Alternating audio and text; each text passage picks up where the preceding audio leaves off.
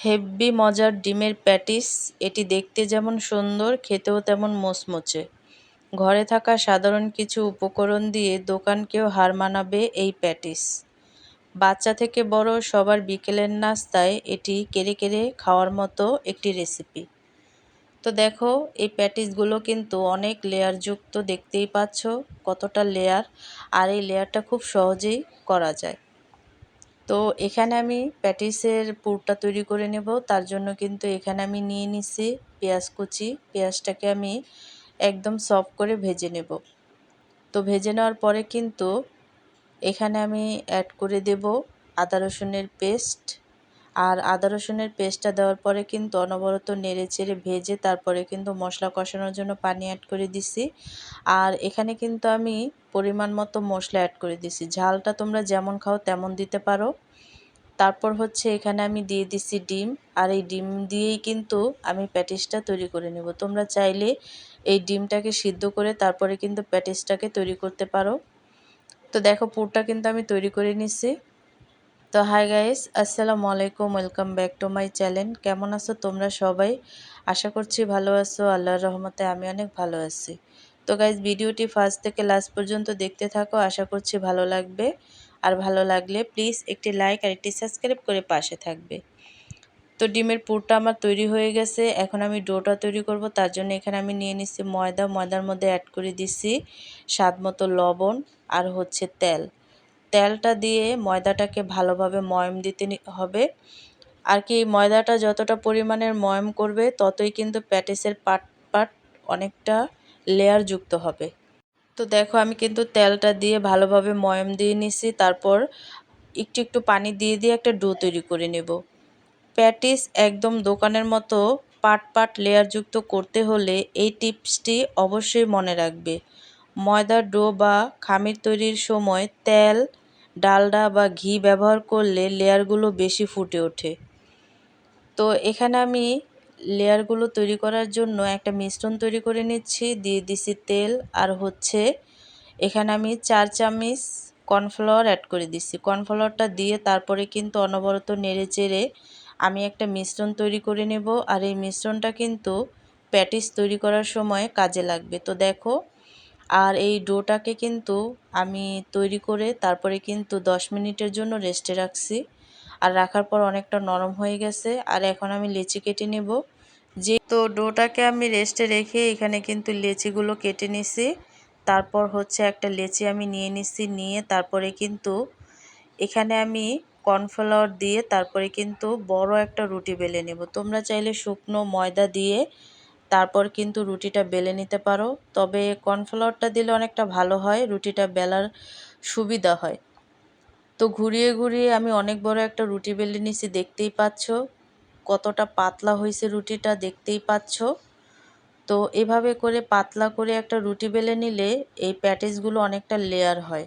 তারপর কিন্তু যে মিশ্রণটা আমি আগে থেকে রেডি করে রাখছিলাম সেই মিশ্রণটা একটু দিয়ে তারপর কিন্তু পুরোটা রুটির মধ্যে মেখে নেব।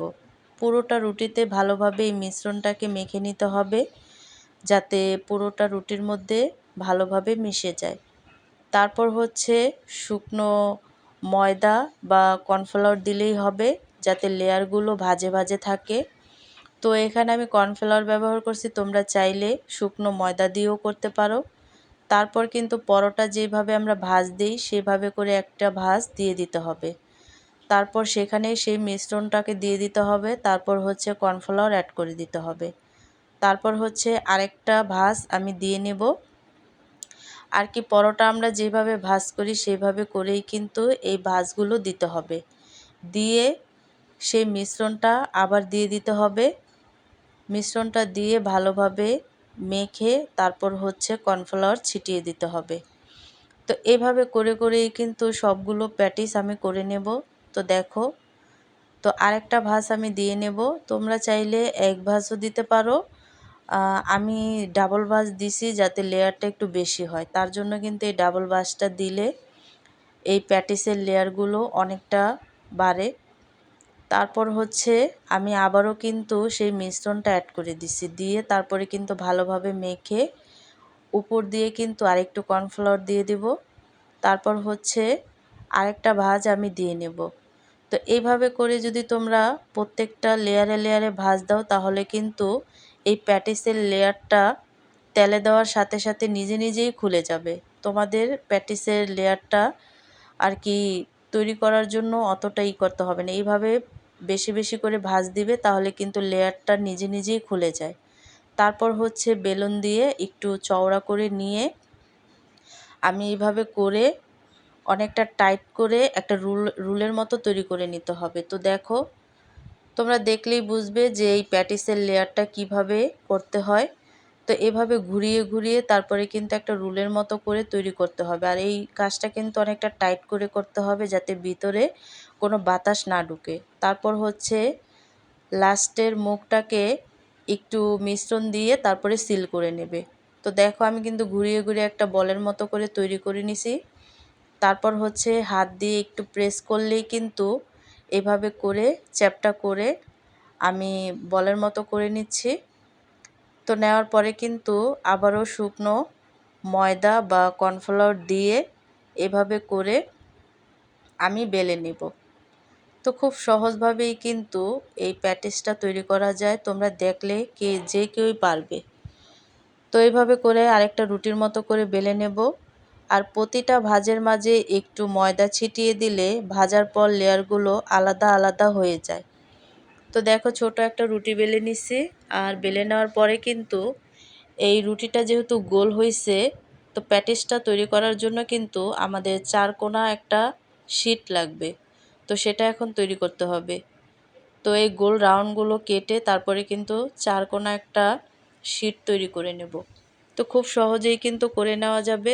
দেখো, তো তোমরা কিন্তু কাটার পরেই কিন্তু এই শীটটা তৈরি হয়ে যাবে খুব সহজে। তো দেখো, প্যাটিসের একটা শীট কিন্তু আমার তৈরি হয়ে গেছে। আর এখন কিন্তু প্যাটিসটা আমি খুব সহজেই তৈরি করে নিতে পারবো। তো এই প্যাটিসের শীটটা যেহেতু একটু শুকনো, তার জন্য কিন্তু মিশ্রণ দিয়ে একটু চতুর্দিকে মেখে এখানে আমি যেই পুরটা আগে থেকে রেডি করে রাখছিলাম সেই পুরটা কিন্তু এখানে আমি অ্যাড করে দেব। যে যতটুক ইচ্ছা ততটুক পুর কিন্তু এখানে অ্যাড করতে পারো। তো পুরটা অ্যাড করার পরে কিন্তু আমি চারকোনাভাবে এই প্যাটিসটা তৈরি করে নেব। তোমরা চাইলে দুই ভাঁজে ভাঁজ করেও কিন্তু প্যাটিসটা তৈরি করতে পারো।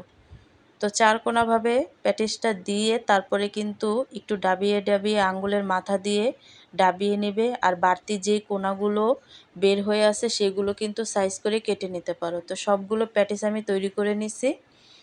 তো নেওয়ার পরে কিন্তু হালকা আছে হালকা তেলের মধ্যে এই প্যাটিসগুলো দিতে হবে। বেশি একটা জালে বা বেশি একটা হাই হিটে তেলে গরম করে তারপরে কিন্তু প্যাটিসগুলো দিবে না, তাহলে কিন্তু পুড়ে যেতে পারে। আর হালকা তেলে দিলে দেখবে নিজে নিজে কিন্তু পাট পাট খুলে যাচ্ছে প্যাটিসের। তো দেখো, প্যাটিসের প্রত্যেকটা পাট কিন্তু খুলে যাচ্ছে। তো তোমরা যদি এইভাবে করে এই রুলসে ফলো করে এই প্যাটিসগুলো তৈরি করো তাহলে কিন্তু এই পাটগুলো খুব সহজেই খুলে যাবে।